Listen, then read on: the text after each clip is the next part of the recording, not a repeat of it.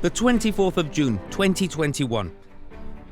It might have started out like just another ordinary day, but today is a historic day for Gibraltar.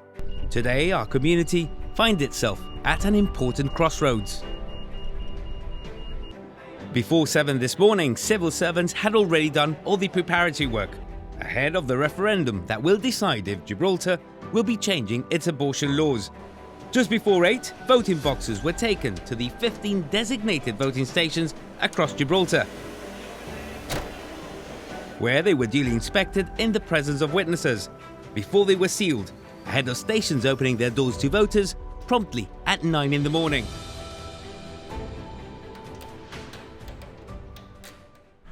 A blustery Levante day setting the mood on this referendum day. It's 9:30, and as you can see, there are no people gathered here now waiting to exercise their right to vote. Doors have been open for half an hour, and at 9 we did see a small number of people lining up to exercise their right. It's been a slow start. Let's see how the rest of the day plays out.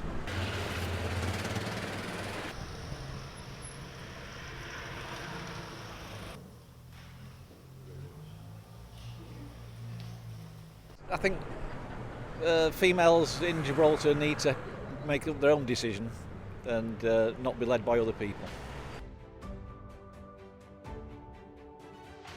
We feel very strongly that our future stands in the fact that people vote no. We need to preserve our future, we need to preserve our babies, and this is the future of Gibraltar. Is that it's divided families, it's divided even parties, political parties. So I don't think it's something that should have been decided. We shouldn't have had a referendum.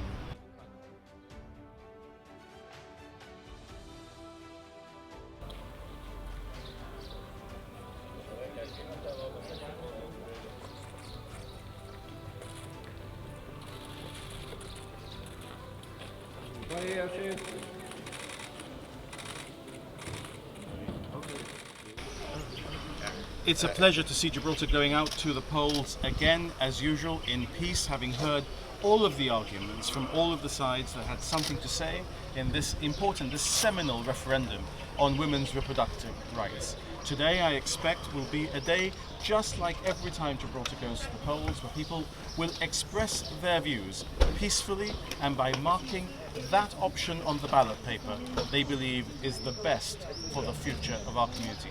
I very much look forward to this day being a day that goes down in history, whatever the result tonight, and that the people of Gibraltar will have spoken with the result that is announced tonight by the referendum returning officer.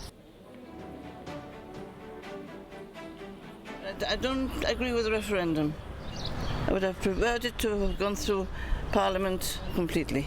But anyway, it's the people's choice and we have to live with it, whatever outcome.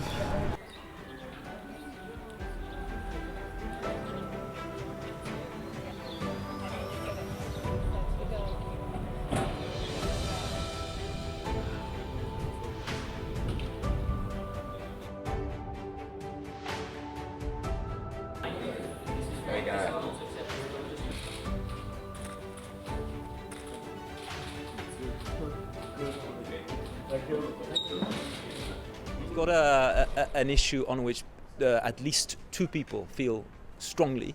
You're going to have an ardent campaign. This is not like the joint sovereignty referendum or perhaps other referenda that have had a very clear outcome.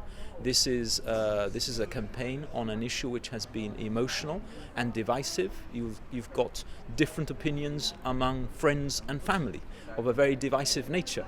I know myself in my own family, and so I think it's been a campaign that has been fought out with strongly and legitimately held views on both sides, and today is not a day to express views on either side. I think today is simply a day to encourage people to vote.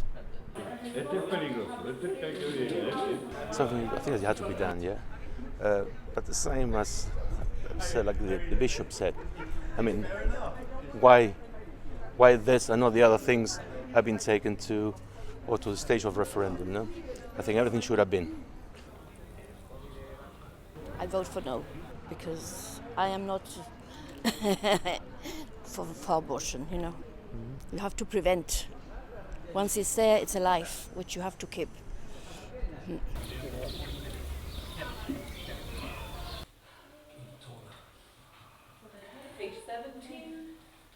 Well, it's about time. It's about time we caught up with more progressive countries. Huh? I left to Holland in 1978, and they had everything back then. So, we're 60 years behind. They had euthanasia, they had the abortion laws, they had decriminalized drugs, gay marriage. All these things were happening in countries like Holland 60 years ago. So it's about time we caught up.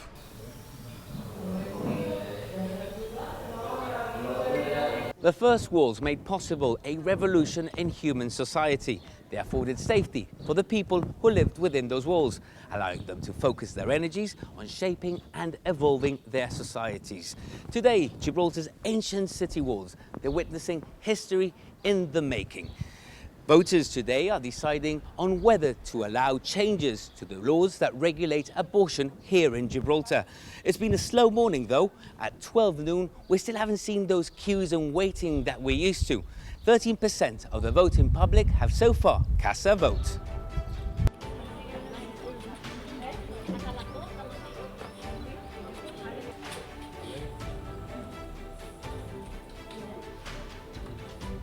This is our fifth referendum in Gibraltar. From 1967 we've had 4, and today this is our fifth one, and it's the first referendum which is absolutely divisive and cuts through families, friendships, traditions, views, ideologies. All the others have been practically united and unilateral in terms of our collective thinking, but in this one we have a completely different set of parameters. So it's a very interesting day as well. Again, I wish we hadn't got to this. I wish our elected majority had the conviction to push through this legislation for obvious reasons of human rights, and what's been going on in Northern Ireland as well, that has indicated that eventually we will need to overturn the law regardless. But look, here we are, and we can only hope that women turn out in big numbers, men turn out in big numbers to defend the rights of the healthcare of the women into the future.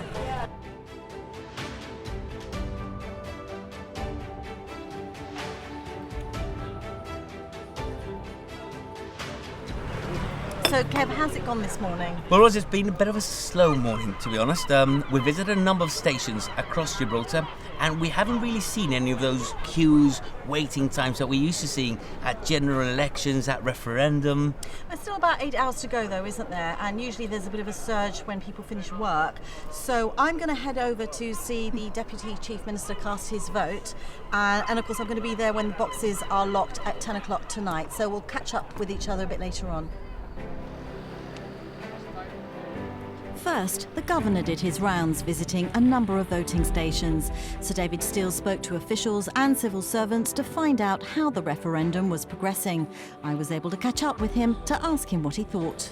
The referendum today, we very rarely have referenda in the United Kingdom or in Gibraltar. It's a very important historical moment for Gibraltar. This is a very, very emotive and serious issue. But the election process itself, the voting process itself, has been superbly organised, and we have election volunteers here from the United Kingdom to look at how things are going. They go all around the world and see how the democratic process is being carried out, and they are so supremely impressed, especially with the introduction of digital identification of the voters. Gibraltar is quite a divided place at the moment. You're of course going to be there at the count tonight. What are your thoughts about the aftermath of this referendum? I'm going to disagree with you, Roz. I think Gibraltar isn't a divided place. Gibraltar is one of the strongest communities I've ever had the pleasure to be among. One of the reasons I wanted to come here. But you're absolutely right. There's going to be a group of people who are on the yes side and a group of people on the no side. And tomorrow morning, one of those groups is not going to get the way that they wanted to get. And my only feeling is that when you live in a democracy, you actually do abide by the outcome of a democratic process. And I remember in 2016, when we had the European Union referendum in the United Kingdom, We had the vote. It didn't go the way that 48% of the population wanted it to go. And yet we still got up in the morning, the sun still came up, people still went to work.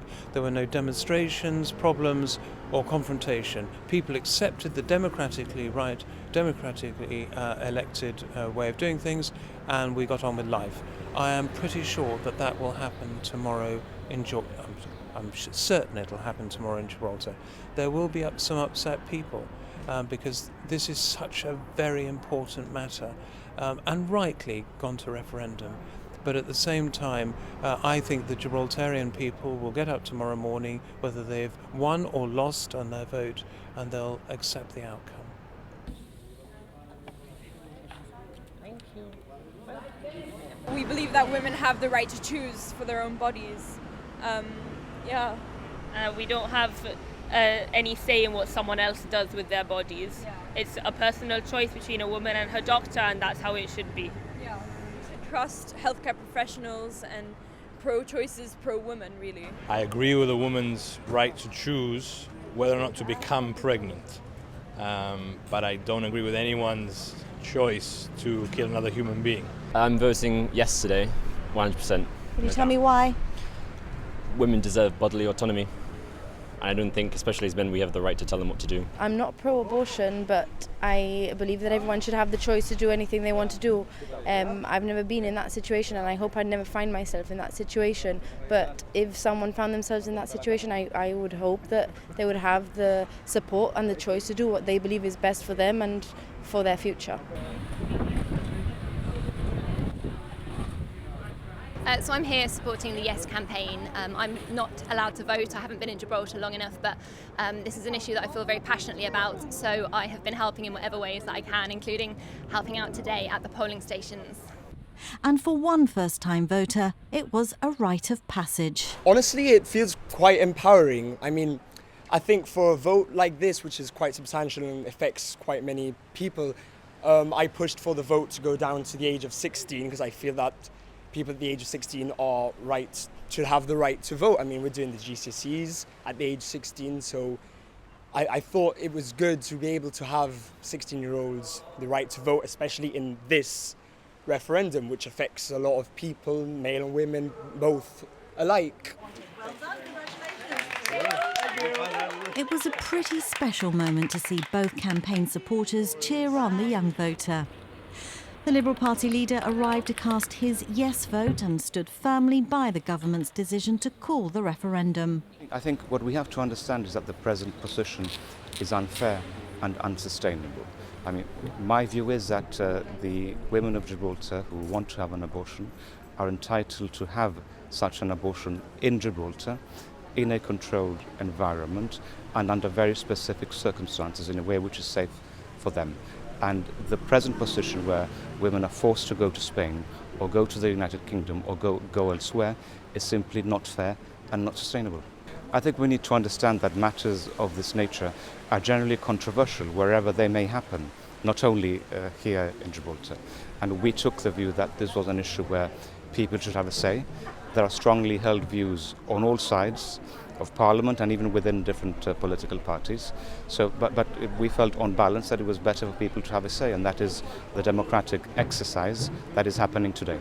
The voting station at Westside saw some long queues earlier on in the day, but for the most part it was more a case of a steady trickle. By 5 p.m, just under 35% of people had cast their vote. After all the emotion of the campaigning, the yes campaign and the no campaign, it does feel quite subdued today. Certainly not what we're used to when Gibraltar votes in referendums. We recall the 2016 EU referendum and the 2006 Gibraltar Constitution referendum, when there was a high turnout and a very clear sense of which way Gibraltar was going to vote.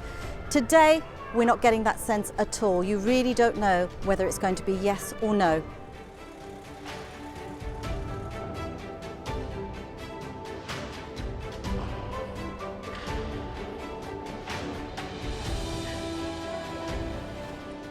After 13 hours and 12,313 votes, the stations have now closed.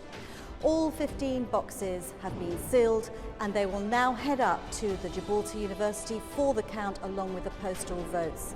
After a journey which first began in January 2018, tonight Gibraltar will decide whether the legislation to regularise abortions will come into effect.